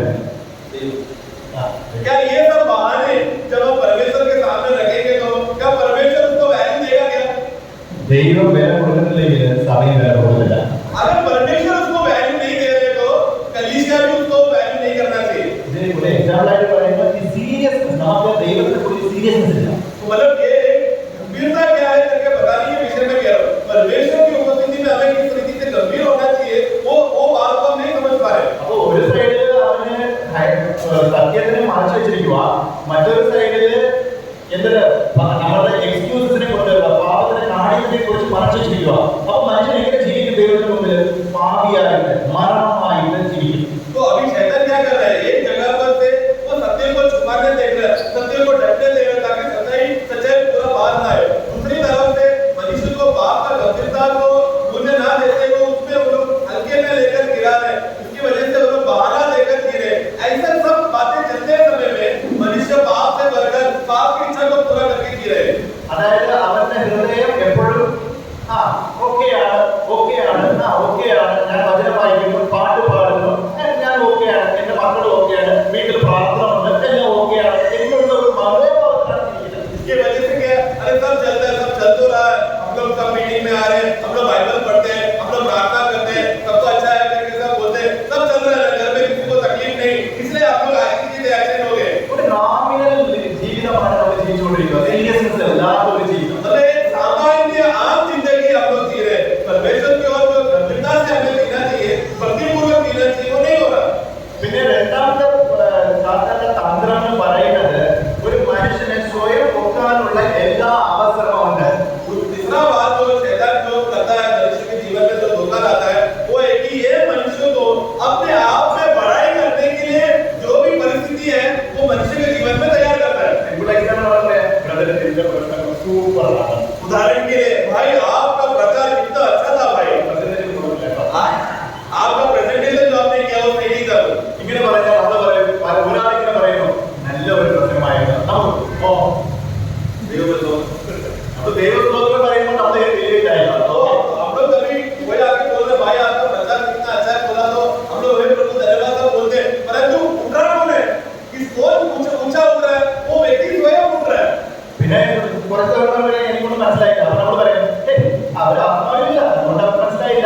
എന്താ ഇതെന്താ ചെയ്യുന്നത് അത് മനസ്സിലാക്കില്ല. कुछ लोग आगे बोलते हैं हमको वैसे समझ में नहीं आया तो हम लोग क्या बोलते हैं क्यों समझ में नहीं है क्योंकि तुम लोग आत्मा में नहीं जी रहे तुम्हारा क्या जिंदगी है तुम लोग सुधरो तुम लोग बदलो ऐसा बोलते हैं വ്യക്തമായിട്ടുള്ള കാര്യമാണ്. ഒരു സഹോദരൻ പറയുമ്പോൾ സഹോദര എനിക്ക് ദൈവത്തിന്റെ അനുകൂലം കിട്ടി, ദൈവസമാധാനം കിട്ടി, സന്തോഷം, ഇങ്ങനെ ഒരു പ്രശ്നം വന്നപ്പോ ഇങ്ങനെ ഒരു പരിഹാരം കിട്ടി എന്ന് പറഞ്ഞ ഉടനെ നമ്മൾ പറയും ഇതുപോലും 10 കൊല്ലത്തിന് മുമ്പ് എനിക്കുണ്ടായിരുന്ന ദൈവത്തിന്റെ അനുഗ്രഹം എങ്ങനെ ഉണ്ടായിരുന്നില്ല. Spiritual competition. अभी जब एक भाई ने आकर दवाई दिया मैं एक बहुत बड़ा परिस्थिति में जा रहा था परंतु प्रभु ने मुझे उस समय में वचन के द्वारा मदद से मुझे एक अच्छा आश्वासन मिला, प्रभु का शांति मिला, प्रभु का दया को अनुभव किया। ऐसे एक भाई को दवाई देते समय में सुनने वाला भाई क्या बोलेगा अरे ये तो अनुभव 10 साल पहले प्रभु ने मुझे भी दिया था, शांति दिया था, खुशी दिया था, बहुत आनंद है। मतलब वो क्या कर रहा है वो भाई का दवाई को सुनकर उसका टक्कर में आपका खुद का दवाई बता रहा है मतलब कंपटीशन को करने देख रहा है। कंपैरिजन एंड कंपटीशन मतलब नेचर है। हां मतलब तुलना करना मेरे साथ भी ऐसा हुआ वो मैं भी साधारण नहीं मेरे साथ भी ऐसा हुआ तुलना करने की क्षमता कोशिश करने देख रहा है मैं भी बड़ा होकर के बताने का कोशिश कर रहा है। ഈ സഹോദരന്മാരെ എനിക്ക് വചനം അറിയാം, मुझे ये भाई से अच्छा वचन मुझे मालूम है, ഇവരെക്കാൾ എനിക്ക് പാട്ട് പാടാം, ये भाई से अच्छा मैं गीत गा सकता हूं, ഇവരെക്കാൾ എനിക്ക് ക്ഷമ കൂടുതലാണ്, इससे ज्यादा मैं ज्यादा क्षमा करने की क्षमता है, നാം ദൈവത്തിന് വേണ്ടി നിൽക്കുക. मैं तो परमेश्वर के लिए जी रहा हूं। ഇങ്ങനെ പോലുള്ള സാധനത്തിൽ പോലും നമുക്ക് സെൽഫ് എലിവേഷൻ ഉണ്ടെങ്കിൽ ലോകത്തിൽ എത്രത്തോളം സെൽഫ് എലിവേഷൻ വരും. तो ये सब प्रभु का बातें बोलकर हमारे अंदर अपना स्वयं को ऊंचा उठाने का एक ही बहाना में हम लोग जी रहे हैं। अगर ऐसा मंडली में कर रहे हैं तो यही व्यक्ति संसार में जाकर अपने को कितना ऊंचा उठाएगा। പിടിച്ചു നിൽക്കാൻ പറ്റത്തില്ല മക്കളെ. മനുഷ്യൻ സ്വയം പൊക്കത്തില് ജീവിച്ചു കൊണ്ടിരിക്കുന്ന ഒരു വ്യക്തിയാണ്. ये कोई पकड़ के रखने वाला बात नहीं है प्रियो, मनुष्य आदत हो चुका है कि अपना स्वयं को बढ़ाकर जीने का। അത് നോവായാലും ശരി, ദാവീദായാലും ശരി, ആരായാലും ശരി, वो नुआई गुना हो या दाऊद गुना हो कोई भी गुना हो सबके अंदर एक स्वभाव है। ആരെങ്കിലും നമ്മളെ ചൂണ്ടിയാ നമ്മള് ആ ചൂണ്ടല്ലേ വെട്ടോ. क्योंकि कोई भी अगर हमारे अंदर ऊपर उंगली दिखाया तो हम लोग क्या करेंगे वो उंगली को काटने के लिए देखेंगे। നേരിട്ടല്ലെങ്കിലും പ്രാർത്ഥനയിൽ കിട്ടും. अगर आमने सामने भी अगर कुछ बोला नहीं तो घर में जाकर प्रार्थना करके वो भाई को काटने देखेंगे। പോസിറ്റീവായിട്ട് കിട്ടത്തില്ല, നെഗറ്റീവായിട്ട്. കർത്താവേ ഇങ്ങനെ ആയോ, കർത്താവേ ഞാൻ അങ്ങനെ ആയിരിക്കുന്നു എന്നുള്ള രീതിയിൽ നെഗറ്റീവായിട്ട് കിട്ടും. तो अगर अच्छी रीति से नहीं बोलो तो नकारात्मक रीति से बोलेंगे प्रभु आपने उसके साथ ऐसे किया क्या मैं भी ऐसा ही हूं क्या मुझे आप ऐसा काम करते हो क्या इससे भी अच्छा काम मेरे जीवन में करना चाहिए ना प्रभु बोलकर और ऐसा बोलते हैं। അങ്ങനെയല്ലേ യോന പറഞ്ഞു, ഞാൻ നിനക്ക് വേണ്ടിയല്ലേ ഞാൻ പോകാതിരുന്നത്. योना ने क्या गवाही दी था हे प्रभु मैं तो आपके लिए निनिवे में गया नहीं था। ദേവദാസന്മാർ പറയുന്നതെല്ലാം ദൈവത്തിന് വേണ്ടിയാണ് പറയുന്നത്. നമ്മൾ നിന്ദിക്ക് വേണ്ടിയല്ലേ നിങ്ങൾ ഇതെല്ലാം ചെയ്തുകൊണ്ടിരിക്കുന്നത്. हम लोग सब प्रभु का दास को क्या बहाना देते हैं कि हे परमेश्वर हमने तो आपके लिए खड़ा है आपके लिए तो हम कर रहे हैं ना। യേശുവിനെ പറഞ്ഞു यीशु मसीह ने कभी ऐसा बोला क्या ഇല്ല. कभी नहीं बोला। ഓക്കെ.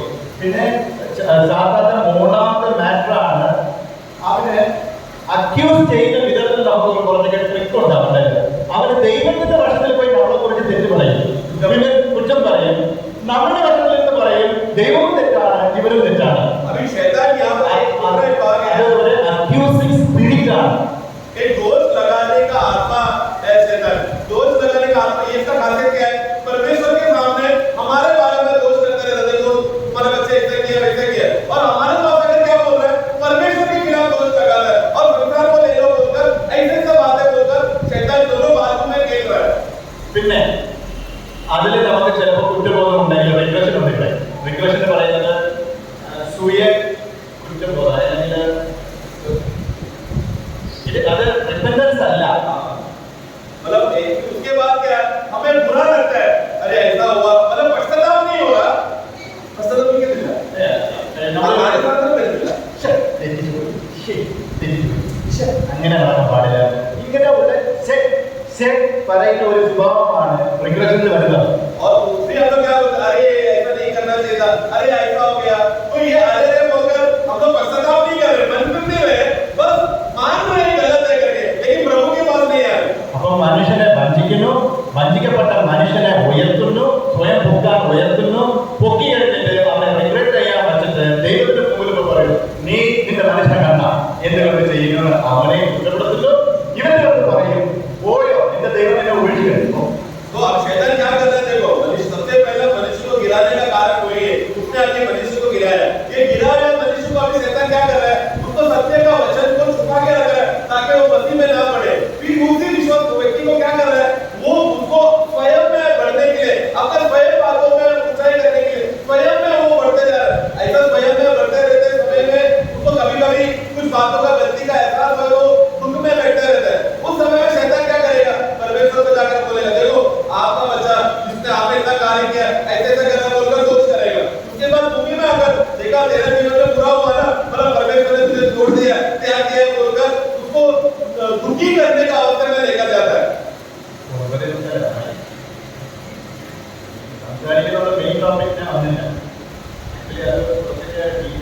സംസാരിക്കുന്ന ഒരു മാറ്ററാണ്.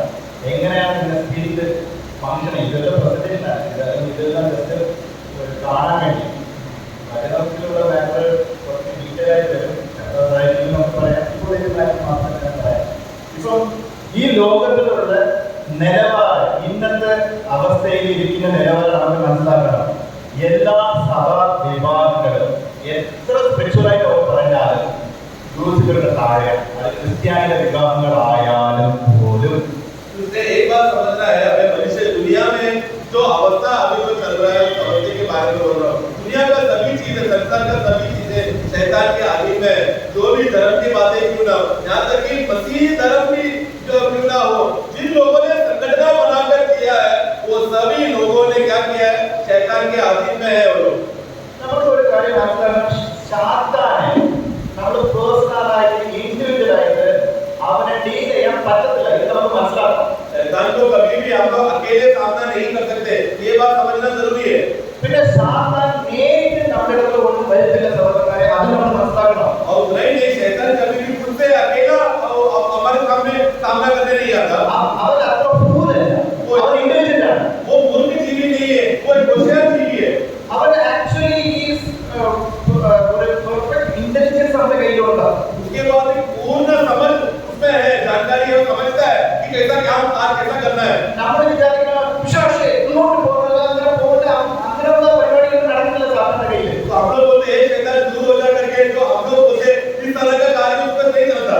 സാത്താനെ ചെയ്തത് യേശു കർത്താവ് മാത്രമാണ്. शैतान पर विजय पाया सिर्फ और सिर्फ यीशु मसीह है. അവന്റെ ഗവൺമെന്റിലുള്ള ദുഷ്ട ആത്മാക്കളാണ് ഈ ലോകത്തിൽ ഭരിച്ചുകൊണ്ടിരിക്കുന്നത്. और उसके अधीन में, उसका अधीन में रहने वाला, शैतान के नीचे रहने वाला, सामन से भरा हुआ दुष्टात्माएं सेनाएं हैं जो ये पूरा मूवमेंट में काम कर रहा है. അവന്റെ നെറ്റ്വർക്ക് നമുക്കറിയാം. ഇപ്പൊ നമ്മുടെ കയ്യിൽ മൊബൈൽ ഫോൺ ഉണ്ട്. ഇന്ത്യ മുഴുവൻ ഒരു ടവറിൽ നിന്നാണ് നമുക്ക് നെറ്റ്വർക്ക് കിട്ടുന്നത്. अभी शैतान का क्षेत्र कैसे कैसे काम करता है कि हमें समझ लो उसका नेटवर्क ही कैसे है. उदाहरण के लिए फोन का नेटवर्क अगर देखा जाए तो क्या भारत देश में एक ही फोन का नेटवर्क है क्या? ഡൽഹിയിലാണ് നമ്മുടെ നെറ്റ്വർക്ക് കിട്ടുന്നത്. क्या हमारा भारत का नेटवर्क का हेड दिल्ली में है क्या? നമ്മുടെ ഓരോ സ്ഥലത്തിലും ടവർ വെച്ചിരിക്കുന്നില്ലേ? हमने एक एक जगह पर टावर रखते हैं ना, അതിന്റെ കവറേജ് ഉണ്ടല്ലോ. उसको एक रेखा है, उससे ज्यादा ज्यादा नहीं है. അപ്പൊ നമ്മൾ സ്ഥലം മാറി മാറി മാറി പോകുന്ന സമയത്ത് ഓരോ ടവറിലും നമുക്ക് നെറ്റ്വർക്ക് കിട്ടിക്കൊണ്ടേയിരിക്കും. तो हम लोग एक जगह से दूसरा जगह पर जाते समय में, यात्रा में हमारा नेटवर्क पूरा रहता है. ऐसा क्यों है? क्योंकि एक नेटवर्क छोड़कर दूसरा नेटवर्क पे हम लोग जा रहे हैं. ഇതുപോലെ ലോകത്തിലുള്ള റിലീജിയൻസ് പറയുന്ന മതവിഭാഗങ്ങളെ ഭരിക്കാൻ വേണ്ടി ദുഷ്ടാത്മാക്കളുണ്ട്. അവരുടെ രീതിയിൽ അവർ നിയന്ത്രിച്ചു കൊണ്ടിരുന്ന ദുഷ്ടാത്മാക്കൾ അവിടെ ഇരിക്കും. तो उसी तरह अलग अलग जगहों पर अलग अलग धर्म और अलग अलग रीति का जो संगठनाएं हैं, जो अलग अलग स्थानों में है, वो एक एक स्थानों में एक एक दुष्टात्मा सेना का, एक एक सेना का भाग एक एक जगह पर एक एक एरिया उनको दिया है. ദൈവം അല്ലാന്ന് പറയുന്ന വ്യക്തിയുടെ ഇടത്തിൽ ദൈവം അല്ലാന്ന് പറയുന്ന രീതിയിൽ അവരുടെ ദുഷ്ടാത്മാ അവിടെ പ്രവർത്തനം ചെയ്തുകൊണ്ടിരിക്കും. तो जो झूठ बोलता है परमेश्वर नहीं है करके, उस झूठ के सामने एक ऐसा दुष्टात्मा काम करेगा जो परमेश्वर नहीं है उनको बार बार बताकर उस तरह का दुष्टात्मा काम करेगा. ഈ വേൾഡ് റിലീജിയൻ പറയുന്നത് ക്രിസ്ത്യൻ റിലീജിയനും കൂടിയാണ് കേട്ടോ. तो ये पहला वाला जो वहाँ पर एक दुनिया का धर्म करके बोलते समय में वहाँ पर मसीह क्रिश्चियनिटी धर्म भी है. പിന്നെ ജുഡായിസം പോലും, പിന്നെ പെന്തക്കോസ്റ്റൽ കമ്മ്യൂണിറ്റീസ് പറയുന്ന എക്യുമെനിക്കൽ ചർച്ചസ് പറയുന്ന എല്ലാ വിഭാഗങ്ങളും ഇങ്ങനെ തന്നെ അവരുടെ രീതിയിൽ അത് കൺട്രോൾ ചെയ്തുകൊണ്ടിരിക്കണം. ഇപ്പൊ തമിഴ്നാട്ടിലെ തമിഴ്നാട് ഗവൺമെന്റ്, മഹാരാഷ്ട്രയിലെ മഹാരാഷ്ട്ര ഗവൺമെന്റ് എല്ലാം ഇന്ത്യയിൽ നരേന്ദ്രമോദിക്ക് എഴുതുന്നില്ല. तो इसलिए अभी क्या हो गया, हर एक क्षेत्र में, हर एक भाग में जो जो धर्म का संस्था है उन्होंने खोला है, वो लोग सब जिस रीति से काम कर रहे हैं, उन सबको अधिकार करने के लिए, नियंत्रण करने के लिए दुष्टात्माएं सेनाएं वहाँ पर मौजूद है जो नियम में काम करता है. अभी तमिलनाडु सरकार है तो तमिलनाडु में तमिलनाडु का सरकार है, महाराष्ट्र में महाराष्ट्र का सरकार है. नरेंद्र मोदी डायरेक्टली अगर स्टेट कंट्रोल नहीं कर रहा है, वो सब बातों को एक एक स्टेट को विभाजित किया है नियंत्रण को आसानी करने के लिए. उसी तरह से काम करता है. നമുക്ക് മനസ്സിലാക്കണമെങ്കിൽ കേരളത്തിൽ കമ്മ്യൂണിസ്റ്റ് ഗവൺമെന്റ്, हमें समझना है केरला में जो कम्युनिस्ट गवर्नमेंट है, തമിഴ്നാട്ടിലെ APS ഗവൺമെന്റ്, ദൈവം അല്ല എന്ന് പറയുന്ന ഗവൺമെന്റാണ് തമിഴ്നാട്ടില്. तमिलनाडु का सरकार क्या बोलता है, परमेश्वर है ही नहीं, उस प्रकार का सरकार है. പിന്നെ കോൺഗ്രസ് ഗവൺമെന്റ്, സെക്യുലർ ഗവൺമെന്റ് പറയുന്നതാണ് കർണാടക. कर्नाटका में कांग्रेस गवर्नमेंट है, जहाँ पर सेक्युलर गवर्नमेंट चलता है. നമ്മൾ BJP അല്ല, പിന്നെ ശിവസേന പാർട്ടീഷൻ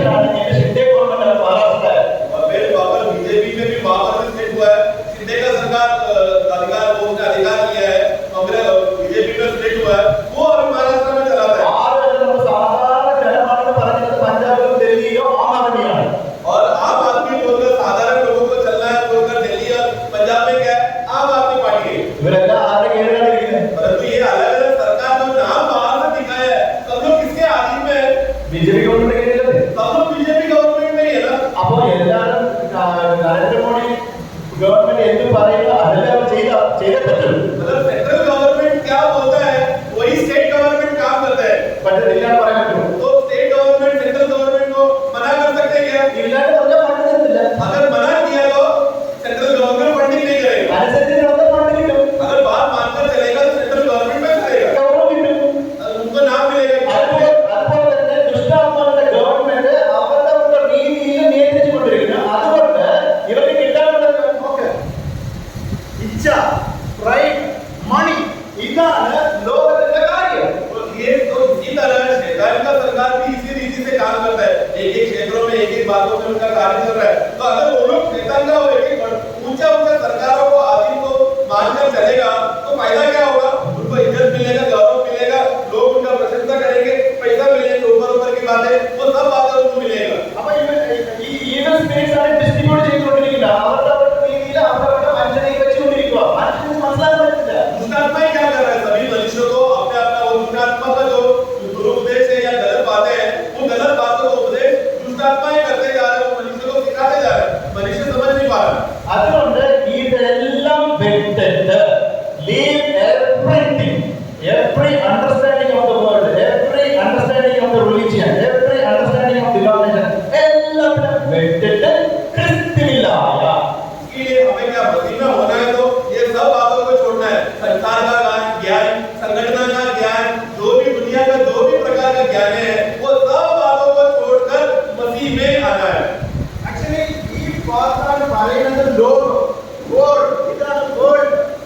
वो उस बाजू का जो बात है वो संसार को दिखाता है। ഇവിടെ കാണുന്നത് ഭൂമിയാണ്. ഭൂമി, സൂര്യനും പിന്നെ മേഘങ്ങളും. और इस राइट साइड में हम देखते समय में निचला भाग जिसको हम पृथ्वी करके बोलते हैं, जहाँ पर उस पृथ्वी का मिट्टी है, समुद्र है और बादल है।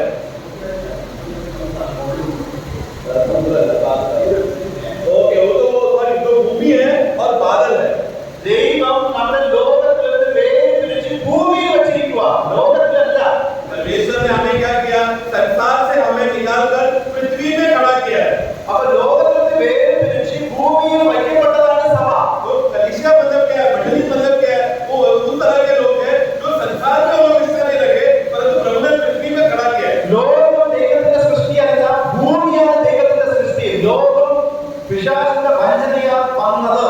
तो पृथ्वी है जो जिसको प्रभु ने बनाया। संसार को नहीं प्रभु ने बनाया था, प्रभु ने पृथ्वी को बनाया था। संसार क्या है? शैतान का सहारा अधिकार का मंडल का नाम है संसार। അപ്പൊ ഇവിടെ നമ്മുടെ കോൺടാക്ട് മാറ്റുന്നത് ഹോളി സ്പിരിറ്റ് ആണ്. ഹോളി സ്പിരിറ്റിന്റെ തടസ്സമില്ല. ദൈവത്തിന്റെ ഹിതപ്രകാരം ഭൂമിയിൽ നടപ്പിക്കാൻ വേണ്ടിയും ഭൂമിയുടെ കാര്യം ദൈവത്തോട് പറയാനും ഹോളി സ്പിരിറ്റിന്റെ ഒരു തടസ്സമില്ല. ആക്ച്വലി സഭ എന്ന് പറഞ്ഞാൽ ഒരു പുതിയ മനുഷ്യൻ. അത് ദൈവത്തിന്റെ ഭവനമാണ്, ദൈവത്തിന്റെ പട്ടണമാണ്, ദൈവത്തിന്റെ വീടാണ്, ദൈവത്തിന്റെ മന്ത്രമാണ്, ദൈവത്തിന്റെ ആർമിയാണ്. तो इसके लिए प्रभु ने जब कलीसिया को जिस तरह में खड़ा किया है, उस तरह का खासियत क्या है? पृथ्वी में खड़ा रहते समय में प्रभु की ओर का जो कनेक्शन की और कोई भी रुकावट नहीं, क्योंकि वो पवित्र आत्मा एकदम पूर्ण कार्य कर हमारे अंदर वो प्रभु के बातों का विषय में बताता है। इसके लिए हम लोग कौन है? प्रभु के लोग हैं, प्रभु की सेना है, प्रभु के जन है हम। ഈ സഭ എന്ന് പറയുമ്പോൾ നമുക്ക് അത് ദൈവത്തിന്റെ വെളിച്ചത്തിലും ദൈവ ജീവനിലാണ് ഇരിക്കുന്നത്.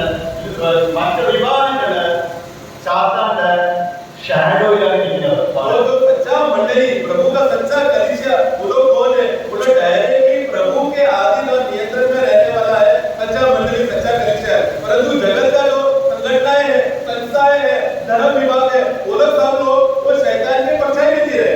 സഭ എന്ന് പറയുന്നത് വഞ്ചനയെ വിട്ട് വിശ്വാസത്തിലും സമാധാനത്തിലും സന്തോഷത്തിലും കൃപയിലും ദൈവ രീതിയിലും നിൽക്കുന്ന ഒരു മാറ്ററാണ്. ഒത്തിരി ഡീറ്റെയിൽ പറയാൻ സമയമില്ല. तो कलीसिया मतलब कौन है? मंडली क्या है? वो लोग वो स्तर में जी रहे हैं जहाँ पर प्रभु का शांति है, प्रभु का आनंद है, प्रभु का दया है, धार्मिकता है, प्रेम है। നമ്മുടെ കണക്ഷൻ നമ്മുടെ ആത്മാവിന്റെ ദൈവത്തിന്റെ സിംഹാസനത്തോടു കൂടിയാണ് നമ്മുടെ കണക്ഷൻ. ഇടയ്ക്ക് ദൈവപുത്രനായ യേശു കർത്താവാണ്. तो इसलिए हमारा रिश्ता जो जुड़ा हुआ है, हमारा रिश्ता डायरेक्टली प्रभु के सिंहासन के साथ जुड़ा हुआ है, जिसका मध्यस्थी करने वाला स्वयं यीशु मसीह है। उसके बीच में कोई भी तरह रुकावट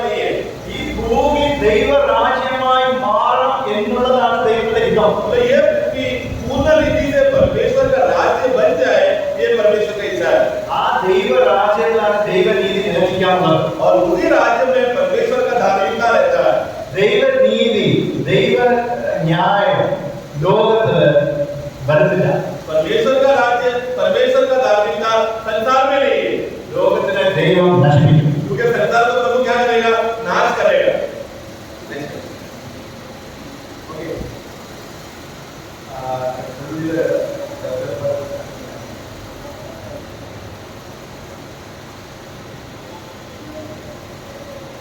ഒരു അണ്ടർസ്റ്റാൻഡിങ്ങിന് വേണ്ടി രീതിയിൽ നമുക്ക് അപ്പോൾ ദൈവ ജീവൻ ഇല്ലാത്ത മനുഷ്യൻ ജഡത്തിൽ മരിക്കുന്നു. അവൻ ആത്മാവിൽ ജനിക്കുമ്പോൾ തന്നെ ആത്മാവിൽ ജീവനില്ല. വാഴുന്ന സമയത്തിൽ ജീവിക്കുന്ന സമയത്തിൽ ദൈവ ജീവിതമില്ല. ദൈവജീവിതമില്ല. ഒരു ദിവസം ജഡമരണം സംഭവിക്കും. അവൻ കുഴിച്ചിടത്ത് പറയും അവൻ ദൈവം സ്വർഗ്ഗരാജ്യം പോകും എന്നാണ് പറയും. പറ്റത്തില്ല. അവൻ ഗ്രേവായിട്ടാണ്. तो ये आप लोग मनुष्य का रीति का आप समझ रहे हैं। जिस दिन से मनुष्य जन्म लेते समय जन्म से एक आत्मा अवस्था क्या है? मरा हुआ अवस्था में। जब वो जिंदगी जीते समय में उसका आत्मा मरा हुआ अवस्था में, तो मर जाए शारीरिक मृत्यु हो जाएगा तो भी क्या रहेगा? अगर मरा हुआ अवस्था है तो वो मरा हुआ अवस्था में ही रहेगा। इसके वजह से गाड़ा है। हम लोग क्या बोलते हैं? अरे अच्छा आदमी का अच्छा वक्त है, स्वर्ग में मिलेगा, परंतु ऐसा नहीं है। उसका जगह कब्रिस्तान ही है। പിന്നെ ഞാൻ കുറച്ച് നെയിംസ് മാത്രം പറയുമ്പോൾ നിങ്ങൾ പിന്നെ സഹോദരന്മാർ മറ്റെല്ലാവരും സംസാരിക്കും. അപ്പോൾ കേസിൽ പറയുന്നത് ആക്ച്വലി പാരഡൈസിൽ പറയുന്നില്ല. അത് നമുക്ക് പുസ്തകത്തിൽ നമുക്ക് അബ്രഹാം അണയിൽ ആശ്രയിക്കുന്ന ഒരു കാര്യം നമുക്ക് മനസ്സിലാക്കാൻ പറ്റും. അപ്പോൾ കേസിൽ പറയുന്നത് അവിടെയാണ് നമ്മൾ നിദ്ര പ്രാപിക്കുന്ന സമയത്ത് നമ്മൾ പോകുന്ന സ്ഥലം. പിന്നെ അതിന്റെ താഴെ ഇരിക്കുന്നത് സ്കൈ. നമ്മൾ ഇങ്ങനെ ഒരു അറ്റ്മോസ്ഫിയർ ഇടാൻ പറ്റും. 2D ഇങ്ങനെ തന്നെ ഇടാൻ പറ്റുള്ളൂ. പക്ഷെ ഇതില് ആകാശം പറയുന്നത് മുകളിൽ നോക്കാൻ പാടില്ല കേട്ടോ. ആകാശം ഭൂമിയിലൊക്കെ 1 ഇഞ്ച് പോലും ആകാശം തന്നെ. ആകാശം പറയുന്നത് നമ്മൾ മുകളിൽ നോക്കിയാണ് നോക്കി പറയുന്നത്. ആകാശം പറയുന്നത് ഭൂമിയിലൊക്കെ 1 ഇഞ്ച് आकाश है। तो जब आकाश बोलते हैं समय में आकाश को हम लोग ऊपर देखते हैं, लेकिन वास्तव में आकाश का जो रेंज कब से शुरू हुआ? वो तो भूमि से 1 इंच से ऊपर ही, भूमि से 1 इंच ऊपर ही आकाश है। അത് നമുക്ക് മനസ്സിലാക്കണം. ഓക്കെ, അപ്പൊ അതാണ് സ്കൈ. ഇതെല്ലാം സാധാരണ കൺട്രോളാണ്. तो उसी को हम लोग आसमान जो आकाश बोलते हैं, सारा दुनिया सेना है जो हवाओं में काम करता है, वो सब शैतान के अधीन पर है। ദൈവ ജീവൻ ഇല്ലാത്തവർ മരിച്ചു പോകുന്ന സ്ഥലമാണ് ഗോപുരേസ്. हाँ, तो परमेश्वर का जीवन जिसमें नहीं है वो है निचला पाताल में वो लोग जाते हैं, और जो प्रभु का जीवन पाए हुए लोग हैं वो ऊपर के भाग में जाते हैं। പിന്നെ അതിന്റെ താഴെ ഇരിക്കുന്നത് അഭീസ്. അതായത് ചന്ദ്രയിലിരിക്കുന്ന അഭീസ് പറയുന്നത്. അതിന്റെ താഴെ ഇരിക്കുന്നത് ടോട്ടസ് എന്ന് പറയുന്ന പോലെ. അത് നമുക്ക് 2 പത്രത്തിലാണ് അത് പറഞ്ഞിരിക്കുന്നത്. ഇത് പേരിന് ഓർമ്മോ ബാക്കിയുള്ള കാര്യങ്ങൾ എങ്ങനെയാണ് ആത്മാവിനെ നിയന്ത്രിക്കുന്നു എന്നുള്ളത് കർത്താവിന്റെ സമയം നമുക്ക് സംസാരിക്കാം. ये चित्र बस आपको समझने के लिए है, वहां पर बनाया गया है। सबसे नीचे है जो लिखा हुआ, जहाँ पर बंदूकों को बांध के रखा है, तो एकदम नीचे का स्थान पे इस तरह नरक का स्तर को हम लोग देखते हैं। तो ये है प्रभु ने जो समझ के हिसाब से जो जिसका अनुसार बताया हुआ बातें जो प्रभु ने आत्मिक दुनिया का एक चित्र बताया है। आगे के बातें जैसा समय मिलता है उस विषय में हम लोग देखेंगे। ഓരോ കാര്യമാണ് ഞാൻ പറഞ്ഞിരിക്കുന്നു. ആ സാത്താൻ ആദാമിനെ ഹവ്വയെ വഞ്ചിക്കാൻ വരുമ്പോൾ സാത്താൻ അവന്റെ രൂപം കാണിച്ചിട്ടില്ല. तो वहां पर जब शैतान जब आता है हवा को भड़काने के लिए, उसने अपना रूप बताया नहीं वहां पर।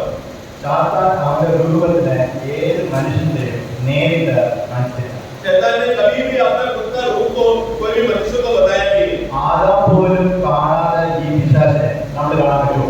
जो जिस शैतान जो आदम ने भी देखा नहीं है कि हमने देखा है, देख पाएंगे क्या?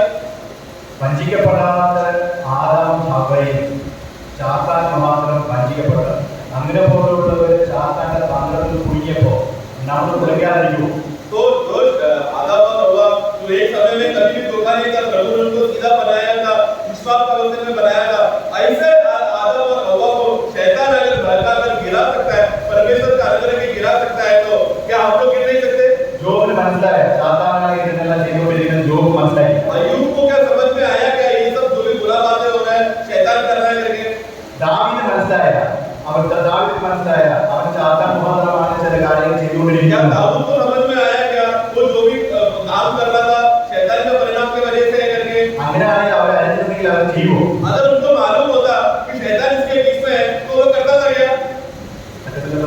नहीं होगा प्रियो। ചാത്താൻ അങ്ങനെ നേരിട്ട് വരത്തില്ല. इसलिए शैतान कभी भी सामने अपने आप को प्रकट नहीं करेगा। അതുകൊണ്ടാണ് പൗലോസ് പറഞ്ഞ തന്ത്രമാണ്. इसलिए पौलुस कहता है कि वो तंत्रपूर्वक है। We know the tricks of Satan എന്ന് क्या हम പറയുന്നത്. लोग नहीं जानते क्या वो कितना तंत्रशाली है? അവനെങ്ങനെ പറയുന്നത്? അപ്പൊ സാത്താൻ നേരിട്ട് ഇടപെട്ടത് യേശു ക്രിസ്തു കൂടാണ്. तो इसके लिए परंतु आमने सामने मुठभेड़ करने के लिए आया, इसने देखा वो था यीशु ने, और यीशु मसीह नहीं था, उसको सामने मुठभेड़ करके उसको हराया। ആദ്യത്തെ മനുഷ്യൻ പരാജയത്തിലായി. പക്ഷേ ഈ രണ്ടാമത്തെ മനുഷ്യനായ യേശു കർത്താവ് സാത്താന്റെ തന്ത്രത്തിനെ കൽവാരി ശിലുവയിൽ തകർത്തു. तो पहला मनुष्य आदम जहां पर वो हार गया, दूसरा मनुष्य जो यीशु मसीह ने शैतान को उसके सारे तंत्रों को क्रूस पे खत्म कर दिया। അതുകൊണ്ട് ജഡപ്രകാരം ബുദ്ധി കൊണ്ട് അനുഭവം കൊണ്ട് സാത്താനെ കീഴടക്കാൻ പറ്റില്ല. इसलिए शारीरिक रीति से कोई अनुभव से कुछ ज्ञान की वजह से शैतान को हम लोग गिरा नहीं सकते। നമുക്ക് ഒരു കാര്യം മനസ്സിലാക്കണം. ജയിത്ത ഈ ക്രിസ്തുവോട് കൂടെ അവന്റെ ശരീരമായ സഭയിൽ അംഗങ്ങളായി അവയവങ്ങളായി നമുക്ക് ജീവിക്കുമെങ്കിൽ സാത്താനെ ദൈവത്തിന്റെ താഴെ കീഴിൽ നമുക്ക് നമ്മുടെ കാലടിയിൽ കൊണ്ടുവരാൻ. परंतु अगर विजय पाया हुआ प्रभु यीशु मसीह के नाम में जब लोग एकत्र होते समय में जो प्रभु का सच्चा मंडली है, प्रभु का सच्चा कलीसिया है, उस एक कलीसिया में हम लोग एक बने रहकर विश्वास के साथ संगति और प्रेम में बढ़ते रहेंगे तो वही सच्चा मंडली है, शैतान को अपना पैरों तले रोक सकते हैं। ഈ ദൈവജീവൻ നമ്മളിൽ വ്യാപിക്കട്ടെ. प्रभु का ये जीवन हमारे अंदर बढ़ने दो।